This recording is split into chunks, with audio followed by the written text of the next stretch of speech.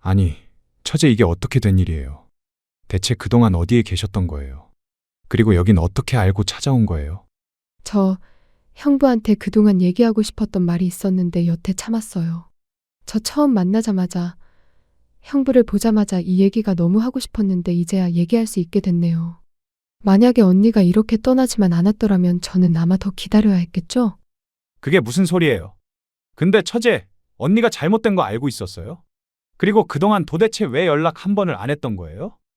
안녕하세요. 저는 40대 중반 남자이고 그저 그런 흔한 회사원입니다. 사람들에게 절 소개할 때면 전 매우 평범하다고 하는데 이런 제가 평범하지 않은 일을 겪게 되면서 이 글을 쓰게 되었어요. 그리고 아직까지도 그 후유증에 무기력하게 살고 있는데요.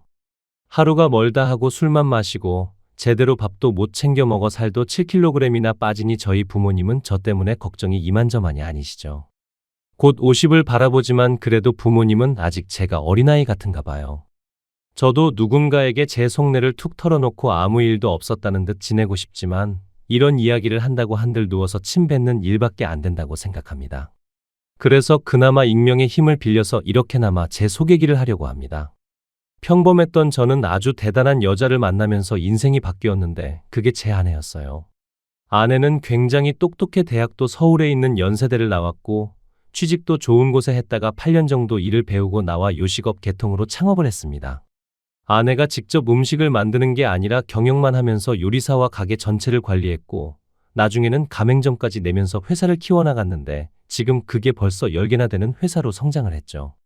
아내는 워낙 워커홀릭에 밤낮 없이 일하다 보니 결혼도 못하고 나이가 훌쩍 40이 되었는데 이런 아내를 만난 건 제 지인의 소개였어요. 저도 음식에 관심이 많아 요리 동호회에 가입을 했다가 그곳에서 만난 지인으로부터 소개를 받았는데 그 지인이 한 번은 아내에게 동호회 사람들 사진을 보여준 적이 있었대요. 근데 아내가 저를 가리키며 저에 대해 관심을 보였고 아내를 동호회 파티 자리에 초대하면서 자연스럽게 거기서 저와의 만남을 갖게 된 거죠. 지인은 아내를 어디 회사 대표라면서 소개를 해주었고 제게 관심이 있어 오늘 이 자리에 온 거라고 했는데 저는 이런 여자가 대체 왜 나한테 관심이 있지? 우와 소리가 저절로 나오더군요. 그 정도로 어마어마한 회사 대표님이신데 제가 왜 눈에 들어오세요? 저는 일반 기업 회사원인데다가 저희 집안도 굉장히 평범하거든요. 아니지, 제가 너무 앞서갔나요? 저에 대해서 어느 정도 아셔야 될 것 같아서 푼수같이 떠들었네요.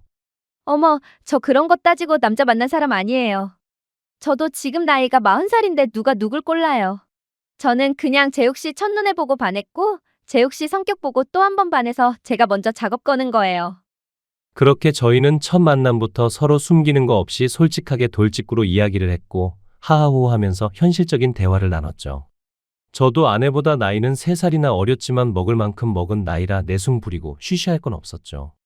사실 아내의 첫인상은 그렇게 제 스타일은 아니었어요. 그 이유가 아내가 성형을 좀 많이 해서 부자연스러워 아내 얼굴 보기가 좀 민망했거든요. 뭐 나중엔 아내 본인도 얼굴에 투자를 많이 했다며 농담처럼 나 너무 인조인간 같지? 라고 했는데 이런 이야기를 웃으면서 하는 모습에 이 사람 참 성격도 쿨하구나 싶었어요. 처음부터 저희는 쿨하게 만나 나중에 연애까지 하게 되었는데 워낙 시원시원한 아내의 성격 덕에 서로 싸우는 것도 없었고 만나면 만날수록 참 매력 있는 여자라 생각이 들었어요. 아내는 부모님한테도 효성이 지극했는데 아내의 어머니가 특히나 아내를 무척이나 아끼시더라고요. 남들은 나이 40에 조금은 과한 거 아니냐, 마막을 아니냐 하겠지만 저는 그 모습이 되려보기 좋았어요. 가끔은 저와 데이트할 때도 어머니한테 전화가 오면 아내는 농담 반 진담 반으로 엄마, 이래서 내가 이 나이 먹고도 아직까지 시집을 못 가는 거야. 전화 그만 좀 해. 나 지금 재욱 씨랑 데이트 중이란 말이야. 오늘은 전화 금지야. 그럴 때마다 제게 머쓱한 웃음을 지으며 미안하다고 하는 그 모습이 저는 마냥 귀엽기만 했어요. 아무래도 저는 제 위아래로 칙칙한 형과 남동생이 있어서 그런지 저한테는 다소 신선한 모습이었죠. 그리고 아내는 저희 아버지랑 어머니한테도 잘했는데 아무래도 부모님 사랑을 많이 받은 사람이니 남들에게도 사랑을 잘 베푸는 것 같았습니다. 그런 모습에 결혼을 결심하게 된 것도 한몫했었죠. 돈을 저보다 훨씬 많이 버는 사람인데도 사귀면서 단 한 번도 내세우거나 거만을 떨지 않았고 되려 엄청 겸손했는데 이런 완벽해 보이는 아내에게도 떳떳하지 못한 사연이 하나 있더라고요. 바로 아내의 여동생이었는데 아내에겐 딱 한 명 연년생 여동생이 있어요. 근데 항상 아내가 가족들 얘기를 하면 여동생 얘기가 빠져 있었고 단 한 번도 여동생 얘기하는 걸 본 적이 없어서 이상하다 생각하긴 했었어요. 저희 사촌 누나와 사촌 여동생만 봐도 서로 사이가 좋아 둘도 없는 사이처럼 지내는데 아내는 여느 자매들과는 달라 보였거든요. 그래서 한 번은 제가 먼저 아내에게 여동생에 대해 물어봤어요. 근데 자기야, 자기는 부모님하고는 사이가 엄청 좋아 보이는데 왜 여동생하고는 그렇지 않은 거야? 가만 보면 동생 얘기를 별로 안 하더라. 사는 것도 같이 산다면서. 그랬나? 나도 언젠간 자기한테 동생 얘기를 한번 하긴 했었어야 했는데. 어차피 우리 이제 결혼할 사이이기도 하니까 이제 모든 걸 얘기해 줄게. 서로 비밀은 없어야지. 사실 자기도 느낀 것처럼 나랑 동생이랑 별로 안 친해. 어렸을 땐 사이가 엄청 좋았는데 동생이 사춘기 들어서면서부터 변하기 시작하더니 얘가 소위 말해서 노는 애들이랑 어울리더라고. 그러면서 18살 때 첫 임신을 하게 됐어. 근데 지도 무서웠는지 배를 복대로 칭칭 감고서는 그걸 숨기다가 임신한 지 2달 만에 엄마한테 들키게 됐어. 그리고 집이 난리가 났지. 가뜩이나 동생이 나랑 연년생이니까 늘 비교를 많이 당했어. 나는 모범생의 엄마 말 잘 듣는 학생회장이었고 동생은 날라리 중에 상날라리였으니까 말이야. 근데 동생도 그것 때문에 스트레스를 많이 받았는지 16주 때인가 그때 중기 유산이 돼서 아이를 잃었어. 그 후로는 대학도 안 가고 흐지부지 살다가 얘가 또 22살에 결혼을 하겠다고 지보다 8살 많은 어떤 남자를 데려왔더라고. 그리고 애 낳고 잘 사는 것 같았는데 결국 몇 년 전에 이혼해서 지금은 집에 들어와서 살고 있어. 그랬구나. 갑자기 이혼은 왜 한 거야? 응. 제부 말로는 동생이 바람을 펴서 이혼을 하는 거라고 했는데 동생이 돈도 없고 능력도 없어서 양육권도 뺏겼지 뭐. 나도 자세한 건 몰라. 자기도 알다시피 우리 엄마가 나한테는 하도 극성이라서 나쁜 소리 듣지 말라고 아직도 그 이유를 말 안 해줬거든. 그리고 아버지도 불안한지 수중에 돈도 없고 맨날 빚 때문에 허둥대는 동생 보고 들어와서 같이 살자고 해서 지금은 같이 살긴 해. 근데 얘가 도대체 뭘 하는지 맨날 밤마다 나가서 새벽 6시, 7시면 집에 들어와. 그래서 나는 동생이랑 얘기할 시간도 없지만 걔가 또 나랑 얘기하는 걸 꺼려해. 가족들하고는 완전 입 꾹 닫고 살거든. 그래서 집에서는 동생이 좀 말 못할 아픈 손가락이야. 그런 사연이 있었구나. 아이고, 미안해. 난 그것도 모르고 내가 너무 오지랖으로 빨리 물어봤구나. 자기한테도 말할 시간이 필요했을 텐데. 아니야. 미안하긴. 내가 먼저 얘기했었어야 했는데 되려 내가 너무 늦게 말해서 미안해. 아무튼 그런 사연 때문에 동생 얘기하기가 어려웠어. 동생 그렇게 사는 게 자랑할 만한 얘기도 아니고 떠벌리고 다닐 얘기도 아니어서 말을 많이 아끼고 있었거든. 그랬구나. 어려운 이야기였을 텐데 이렇게 말해줘서 고마워, 자기야. 밝고 쾌활한 아내에게 이런 고민이 있을 줄은 몰랐어요. 그렇게 전 아내가 가장 숨기고 싶어 했던 동생의 이야기까지 속속들이 다 듣고 난 후로 비록 사계절을 함께 보내진 않았지만 이 사람이다 싶은 생각에 제가 먼저 프로포즈를 했어요. 그리고 5개월 동안 결혼 준비를 하였는데 처제는 상견례 때도 사정이 있다며 나오지 않았습니다. 저는 그런 처제를 결혼식장에서 처음 만나게 되었죠. 처제를 처음 보는데 처제는 외모도 아내와는 많이 달랐어요. 누가 봐도 눈길이 가는 그런 외모였는데 나이가 들어도 호감형이었고 소시적인 남자도 여럿 울리고 다녔을 것 같았죠. 심지어는 결혼식에 온 제 노총각 친구도 저 여자분은 누구냐고 할 정도였거든요. 저는 그런 처제에게 밝게 인사를 하며 한번 뵙고 싶었다고 했어요. 그러니 처제 또한 친절한 미소를 지으며 본인도 꼭 한번 만나고 싶었다고 하더라고요. 그땐 하도 정신이 없어 처제에겐 결혼식 끝나면 밥 한번 먹자고 하였는데 결혼식 후 밥 한번 먹자 했던 처제는 그 뒤로 얼굴 보기가 매우 어려웠습니다. 항상 처가 집에 가면 처제는 안 보였어요. 그래서 처제는 어디 갔냐고 물으면 식구들 또한 모두 얼버무리며 저와 처제가 한자리에 있는 걸 꺼려하는 것 같았죠. 왠지 처가집 식구들은 처제를 가족의 구성원으로 생각하지 않는 것 같았고 그 존재를 좀 부끄러워하는 것 같았어요. 그리고 매 가족 행사 때도 처제는 배제가 되어 저도 그런 분위기에 익숙해졌고 처제는 볼 수 없는 사람이다 생각했습니다. 그래서 그 이후로는 처제에 대해 일절 물어보지 않았어요. 그러다 결혼 후 1년 정도 지난 후 갑작스럽게 장인어른께서 돌아가셨습니다. 많이 안타까웠죠. 그렇게 장인어른 장례식장에서 처제를 다시 만나게 되었는데 다행히 장인어른의 장례식 때는 참석을 하였죠. 저희 장인어른은 평소 만성 폐 기저질환을 앓고 있으셨는데 그게 악화되면서 생각지도 못하게 돌아가시게 되었죠. 아내 말로는 장인어른이 여태 본인의 결혼을 기다려준 것 같다며 자기가 했던 효도 중에 결혼이 제일 큰 효도였다며 저한테도 곁에 있어줘서 고맙다고 하였어요. 그리고 몇 달 뒤 아내의 이런 효심에 장인어른도 감동을 하셨는지 저희 부부에게 선물같이 아이가 찾아왔어요. 아내는 본인의 나이 때문에 임신 걱정을 제일 많이 했었는데 정말 기적처럼 임신이 되었고 장모님도 이 소식에 우리 사위가 대견하다며 최고라고 제 칭찬을 부끄러울 정도로 많이 해주셨어요. 아내는 최고로 훌륭한 딸을 키우겠다며 아주 신이 나 있었어요. 그리고 저희의 간절한 바람대로 딸은 건강하게 태어났죠. 근데 어느 날 새벽 아내의 전화가 막 울려대는데 장모님의 전화였어요. 장인어른이 돌아가시고 난 뒤 새벽에 갑작스럽게 장모님에게서 전화가 오자 아내는 소스라쳐 잠에서 깼습니다. 집에 또 무슨 일이 생겼는 줄 알고 바로 전화를 받더라고요. 그리고 역시나 아내는 장모님과 통화를 하며 얼굴이 점점 어두워지기 시작했는데 계속 긍이라는 대답만 연신하더니 전화를 끊었고 저는 아내가 전화를 끊자마자 무슨 일이냐고 물었어요. 그러니 눈물을 보이며 미주가 또 사고를 쳤어. 엄마가 자고 있을 때 몰래 짐 싸들고 도망을 갔대. 그것도 아버지 보험금이 들어있던 통장까지 가지고 갔다는데 연락도 안 되고 전화기까지 꺼놨대. 엄마가 불안해 죽겠다고 하시네. 얘 어디 가서 또 무슨 사고를 치는 거 아닌가 몰라? 어떡하면 좋아? 처제도 나이가 있는데 그 나이에 밖에 나가서 사고 칠 나이는 아니잖아. 걱정하지 마. 저는 아내를 다독이며 너무 걱정하지 말라고 했어요.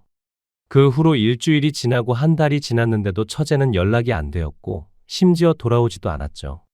정말 죽었는지 살았는지도 모를 정도로 실종이 되었는데 장모님과 아내가 하도 걱정을 해 실종 신고까지 했는데 아무래도 성인 실종은 까다로워 신고 자체가 어렵다고 하였어요. 교회에 다니시는 장모님은 매 기도가 처제의 기도라고 할 정도로 처제를 많이 걱정하고 계셨죠. 하긴 장인어른 떠나신 지 1년 뒤에 처제까지 실종이 되었으니 몸도 마음도 멘탈적으로 많이 힘드실 만하셨어요. 그 걱정이 아내에게도 고스란히 전해져 미워도 내 동생, 이뻐도 내 동생이라며 많이 힘들어 하더라고요. 결국 처제는 장장 3년 동안 저희 앞에 나타나지 않았고 아내는 평생 가슴에 돌덩어리를 하나 얹은 채 살았어요. 식구들하고 모인 자리에서도 아내와 장모님은 한숨이 마를 날이 없었는데 장모님은 신세 한탄까지 하시며 말씀하셨죠. 내 팔자가 무슨 팔자길래 남편도 이리 떠나고 자식마저 나를 떠나는지 도통 모르겠어.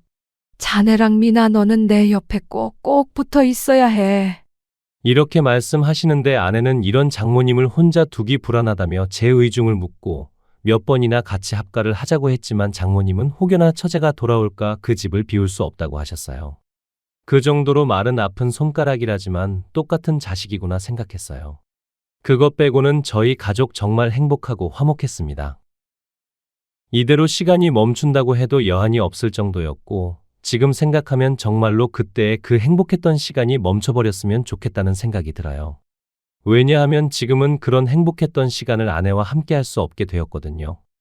지방으로 미팅을 갔다 온다던 아내가 교통사고를 당하게 되었는데 전복된 차량의 폭발로 그 자리에서 즉사를 하게 되었습니다. 아내에게 작별 인사도 하지 못한 채 유언 하나 듣지 못한 채 결혼 8년 만에 천사 같은 아내를 정말로 하늘나라에 다시 보내주게 되었어요. 아내가 세상을 떠나고 난 뒤 저는 이 세상 사람이 아닌 듯 아무것도 할 수가 없었고 하루하루를 고통 속에서 몸부림치며 살았어요. 급작스럽게 떠난 아내가 불쌍했고 아내의 마지막 순간을 함께해 주지 못했다는 괴로움이 저를 심하게 짓눌렀습니다. 그중 제일 걱정이 컸던 건 이제 아내 없이 어떻게 살아야 될지가 가장 큰 숙제였습니다. 7살 된 딸 아이에게는 엄마의 부재를 어떻게 설명해야 할 것이며 엄마로서의 역할은 어떻게 해야 되는지 모든 게 다 제가 처음 겪는 일이었어요. 장모님은 힘들어하는 저 대신에 당분간은 딸을 보살펴준다고 하셨고 저보고 언제든지 마음 추스를 때까지 기다릴 테니 딸 걱정은 말고 제 걱정만 하라고 하셨어요. 세상과 단절하고 컴컴한 암막 커튼을 24시간 동안 쳐놓으니 지금이 밤인지 낮인지도 모르게 살아가던 찰나 아내를 떠난 지 보름 정도 되었을 때 누군가 집 문과 배를 막 두드리더라고요. 분명 저희 어머니나 장모님은 제게 연락을 하고 오실 텐데 저렇게까지 문을 두드릴 사람은 없어 그냥 무시하고 말려고 했는데 10여 분이 넘게 계속 문과 배를 누르는 겁니다. 그래서 어쩔 수 없이 인터폰을 보게 되었는데 인터폰 너머로 제가 본 얼굴은 전혀 생각지도 못한 사람이었죠. 문을 열고 그 사람을 보고 나서야 실종되었던 처제가 왔다는 걸 알게 되었죠. 저와 처제는 아무 말도 없이 몇 초간의 정적을 두고 서로의 얼굴만 쳐다보고 있었고, 저는 그런 처제를 보며 아니, 처제 이게 어떻게 된 일이에요? 대체 그동안 어디에 계셨던 거예요? 그리고 여긴 어떻게 알고 찾아온 거예요? 라고 하니 처제는 춥다며 들어가서 얘기하자며 다짜고짜 저를 밀고 집 안으로 들어오는 겁니다. 그러더니 제게 저 형부한테 그동안 얘기하고 싶었던 말이 있었는데 여태 참았어요. 저 처음 만나자마자 형부를 보자마자 이 얘기가 너무 하고 싶었는데 이제야 얘기할 수 있게 됐네요. 만약에 언니가 이렇게 떠나지만 않았더라면 저는 아마 더 기다려야 했겠죠? 그게 무슨 소리예요? 근데 처제, 언니가 잘못된 거 알고 있었어요? 알면서도 언니 장례식장에는 왜 안 왔던 거죠? 그리고 그동안 도대체 왜 연락 한 번을 안 했던 거예요? 엄마랑 언니가 형부 앞에 나타나지 말라고 했거든요. 저한테 수억 원 돈까지 쥐어주면서 아주 멀리 떠나라고요. 내가 형부를 잡아먹기라도 할 줄 알았나 봐요. 저 실종됐다고 한 거, 그거 전부 다 박여사랑 정민아랑 꾸민 합작품이에요. 우리 순진한 형부만 모르고 다 아는 사실이었는데 대체 왜 이 두 것들이 나한테 돈까지 쥐어주면서 떠나라고 했는지 알아요? 이거 보면 이제 그것들의 실체를 다 알 수 있을 거예요. 그렇게 말하며 갑자기 제 손을 확 끌어당겨 본인의 다리 쪽으로 가지고 갔는데 저는 너무 놀라 고함을 치며 지금 뭐 하는 짓이냐고 소리를 쳤어요. 그러니 이거 한번 만져보라고요. 이게 제가 그동안 그 두 것들한테 당했던 증거고 흔적이니까. 역시나 생전의 아내 말처럼 처제는 앞뒤 안 가리고 발칙한 짓을 하며 저를 시험하는 것 같았는데 화가 나더라고요. 저는 그런 처제의 손을 세게 뿌려치다가 저도 모르게 처제의 다리가 손끝에 살짝 닿았는데 그 말처럼 정말 물컹한 게 느껴지는 겁니다. 그리고 곧이어 처제가 외투를 벗고 바지를 걷어 올려서 제 앞에 다리를 보이더군요. 당혹스러운 처제의 행동에 저도 모르게 눈길이 갔고 거쳐진 처제의 두 다리를 보곤 너무 섬뜩해 말이 안 나와 경악을 하고 말았어요. 그건 바로 화상 자국이 무슨 물집처럼 크게 잡혀 상처로 남은 모습이었는데 정말 글로 표현할 수 없을 정도로 너무 징그럽고 지금 다시 또 상기해도 끔찍한 모습의 다리였죠. 처제는 제가 본 걸 두 눈으로 확인하고는 말을 이어나갔습니다. 이제 그 두 것들의 실체를 다 얘기할게요. 형부가 제 말을 믿지 않을까봐 제가 증거 자료까지 다 가지고 왔으니까 이거 보고 판단은 형부가 하세요. 처제가 처음 꺼낸 얘기는 장모님과 아내가 본인의 친엄마, 친언니가 아니라는 말이었습니다. 그 말을 듣는데 어쩐지 처제는 장모님과 생긴 것부터 닮은 구석이 없다 생각이 들었어요. 처제 말로는 본인이 친딸, 친동생이 아니다 보니 어렸을 때부터 본인을 무진장 괴롭혔다는데 본인이 망가진 것도 다 새엄마랑 새언니 때문이라고 했어요. 장인어른이 지방으로 일주일에 4번씩 일을 가시면 그 둘은 처제를 집에서 내쫓아버리고 집을 나온 처제는 갈 데가 없어 가출한 애들하고 어울리고 담배 피고 술을 마시다 그때부터 인생이 망가졌다네요. 그리고 처제가 18살 때 임신된 것도 사실은 너무 좋았대요. 임신해서 그 남자랑 살림이라도 차리면 집을 나올 수 있으니까 마냥 좋았다고 하더라고요. 결국엔 유산을 했지만요. 그래서 일부러 결혼을 일찍 하게 된 이유도 그 집에서 그 둘로부터 도망치고 싶어 빨리 한 거래요. 그런데 문제는 결혼을 하고부터 저희 아내가 처제의 남편을 탐했다는데 아내가 돈으로 본인 남편을 유혹했고 이혼까지 시켰다고 하는 겁니다. 그게 무슨 말이야? 믿을 수가 없어. 내가 처제 말을 믿을 것 같아요. 나한테 왜 그딴 거짓말을 하는데요? 형부가 그렇게 생각할 거라고 생각했어요. 이거 봐보세요. 처제는 제게 10여 년 전에 아내와 처제 그리고 전 남편과 있었던 증거 자료를 보여주기 시작하는 겁니다. 거기엔 아내가 처제 남편과 외도를 하는 사진이 전부 다 찍혀 있었고 아내의 목소리가 담긴 녹음까지 들려주더군요. 저는 그걸 듣고도 아내가 아닌 줄 알았어요. 아내는 저와 살면서 평생 해본 적이 없던 말들이 재생되었습니다. 야, 이 무식한 게. 야, 이 애미도 없는 거사. 너 네 반반한 낯짝 하나 믿고 네 남편은 나한테 안 뺏길 줄 알았지? 어디서 싸가지 없게 우리 엄마한테 내 욕을 하고 있어? 그래봤자 우리 엄마는 내 편이야. 그러는 너는 18살 때 임신까지 한 주제에 너 뭐 깨끗한 줄 알아? 아무리 너희 남편이 네 그 더러운 과거 알아도 네 남편은 널 아주 더럽다고 혐오할걸? 그러니까 또 한 번 입 함부로 나불거리면 너 또 다리에 드라이기 바람 쐬줄 테니까 적당히 까불어. 알았냐? 네가 머리 컸다고 대들어봤자 너는 우리한테 그냥 벌레만도 못한 애야. 알았어? 또 한 번 까불어봐. 확 그냥 가만히 안 둘 테니까. 아, 그리고 네 남편 별거 없더라? 라고 하는데 온몸에 소름이 다 끼쳤습니다. 그러면서 처제가 제게 말했습니다. 언니라는 그 여자는 어찌 보면 그저 먹잇감을 염탐하느라 그 나이가 되도록 결혼도 안 한 걸걸요? 언제든지 맘만 먹으면 돈으로 다 남자들을 꼬실 수 있다고 생각했으니까. 걔는 그게 취미고 그게 재미였겠죠. 그 정도 쓰레기 같은 여자가 형부 아내였다고요. 그리고 내 다리 이렇게 해놓은 것도 아까 들었죠? 나 어렸을 때 드라이기 그 바람으로 이렇게 해놓은 거예요. 말 안 들어서 벌 준다면서요. 그래 놓고 제대로 치료도 못 받아서 이렇게 아주 징그럽게 상처로 남은 거고요. 이거 우리 아빠도 몰라요. 그 두 것들이 아빠를 얼마나 잘 구워 삶았는지 어렸을 때 아빠가 저한테 그러더라고요. 아줌마 말 잘 들어야 아빠랑 저랑 행복한 거라고요. 그래서 아빠한테 얘기하는 것도 처음부터 포기했어요. 이딴 증거 들이밀면서 얘기해봤자 아빠는 그냥 반감만 했거든요. 그리고 형부가 나타났죠. 형부 나타나면서 그 세 사람은 저를 악착같이 형부로부터 떼어놓은 거예요. 제가 이런 소리 할까 봐요. 그리고 아빠 돌아가시면서 나온 보험금 저한테 주더라고요.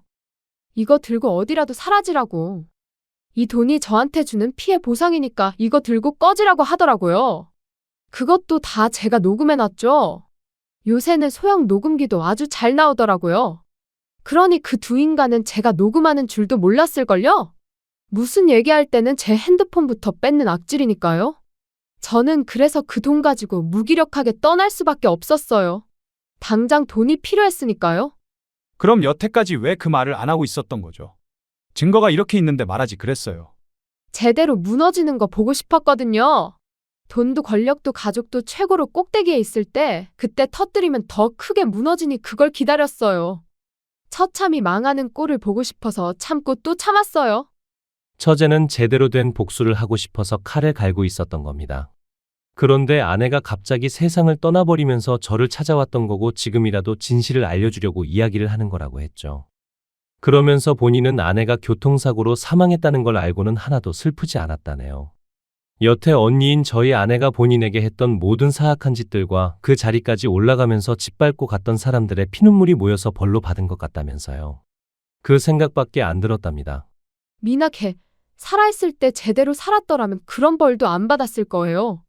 처제 말대로 어차피 언니는 이 세상 떠났고 죽은 사람은 말이 없는데 지금 이 얘기를 하는 이유가 뭐예요? 가뜩이나 힘든 나한테 찾아와서 이런 진실까지 말하면서 나한테 또 상처를 내야 속이 시원했어요? 대체 나한테 이런 말을 하는 이유가 뭐냐고. 언니 세상 떠난 지 보름 됐어요. 보름. 처제한테는 나쁜 계모이고 새언니였지만 그래도 저한테는 아내였고 제 딸의 엄마였는데 이렇게까지 긁어부스러움을 만들어야 되는 거예요? 가슴을 치며 이야기했어요. 아무리 아내가 처제한테는 못되게 해도 저한테만은 진실이었고 저 또한 아내를 많이 사랑했는데 이런 말을 하는 처제가 그저 밉기만 하더라고요. 이제 와서 악녀 역할을 자처하는 건가?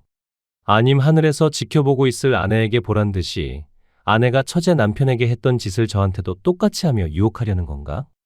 싶은 생각까지 들었죠. 제가 되려 처제를 원망하고 아내의 편을 드니 처제가 거기서 딱 한마디 하며 자리를 뜨는데 형부, 아직까지도 정신 못 차리셨어요? 당신 와이프, 남자 좋아한다고 남자? 당신 딸이 진짜 당신 딸인 줄 알아? 내가 봤을 땐 당신이랑 너무 안 닮았던데? 내가 여기까지 얘기하면 무슨 말인지 알아듣겠네요? 하면서 봉투를 한 장 던져주고 가는데 그 봉투엔 아내가 사망한 날, 지방으로 미팅을 간 날, 그날 찍힌 불륜의 현장이 그대로 있었습니다. 처제가 사라지고 나서야 저는 놓치고 있던 정신줄을 찾게 되었고 이제야 정말 죽은 아내와 장모가 다시 보이기 시작했어요. 그리고 만약 아내가 살아있더라면 이 얘기를 지금 듣나 몇 년 후에 듣나 저한테는 감당하기 힘든 일이라 생각이 들면서 미리 매를 맞은 것 같았습니다. 저는 처제로부터 모든 진실을 듣곤 바로 장모님을 찾아갔죠. 장모님 입으로 먼저 이 모든 말들이 사실이냐고 묻고 싶었어요. 장모님이라면 아내의 불륜과 제 딸이 친딸이 아님을 알고 있을 거라 생각했거든요. 둘도 없는 사이이며 공범이니까요. 처음엔 화가 머리끝까지 차올라 장모님한테 가서 소리라도 지르고 물건이라도 깨부수며 이게 어떻게 된 일이냐고 따지고 싶었지만 오히려 시간이 지나니 아주 냉정할 정도로 마음이 차가워지더라고요. 그리고 침착한 마음으로 처제가 가져온 모든 증거자료를 들고 장모님 댁으로 갔습니다. 일부러 아무런 연락도 하지 않고 무작정 집으로 간 거죠. 제가 집에 가니 장모님은 뛸 듯이 기뻐하며 저를 환하게 맞이하더라고요. 아휴, 김서방 잘 왔어. 잘 왔어. 내가 김서방 걱정을 얼마나 많이 했는지 알아? 연락을 하고 싶어도 얼마나 힘들면 김서방이 연락을 안 하나 싶어서 먼저 하지도 못하겠더라고. 근데 이렇게 제 발로 와주니 고맙네. 고마워.